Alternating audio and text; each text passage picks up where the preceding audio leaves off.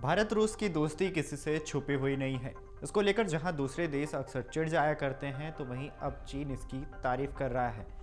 यूं तो भारत की विदेश नीति की चर्चा हमेशा होती रही है, चाहे चीन हो या पाकिस्तान, एक सुर में भारत की तारीफ करते नहीं थकते हैं।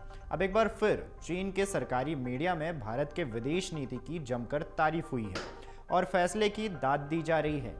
भारत के प्रधानमंत्री नरेंद्र मोदी के रूस दौरे को लेकर पश्चिमी एक्सपर्ट भले ही हैरान हो रहे हों, लेकिन चीन में इस पर खुशी जाहिर की गई है।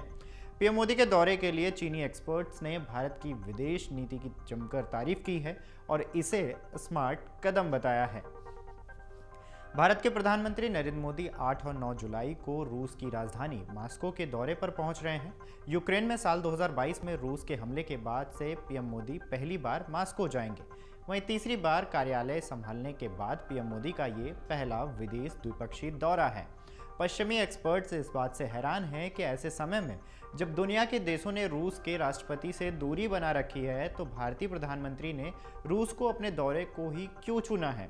वहीं चीनी एक्सपर्ट्स ने इसे बिल्कुल भी हैरान करने वाला कदम नहीं मान रहा है, बल्कि चीनी विशेषज्ञ से पीएम मोदी के दौरे की जमकर तारीफ कर रहे हैं और इसे भारत की कूटनीतिकता का सफलता बता रहे हैं। चीन की सुचाऊ यूनिवर्सिटी में प्रोफेसर विक्टर गाओ ने चीनी सरकारी मीडिया आउटलेट यानी ग्लोबल टाइम्स से बातचीत में कहा है कि भारत के प्रधानमंत्री के रूस दौरे को अमेरिका या पश्चिमी देशों को आश्चर्य के रूप में नहीं देखना चाहिए।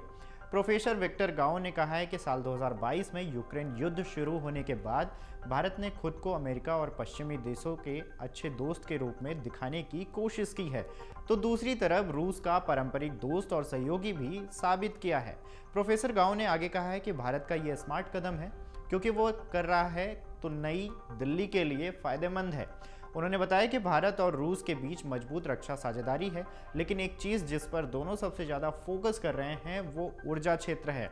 कच्चे तेल के मामले रूस भारत का सबसे बड़ा निर्यातक बाजार बनकर सामने आया है और दोनों के साथ काम करते रहे हैं।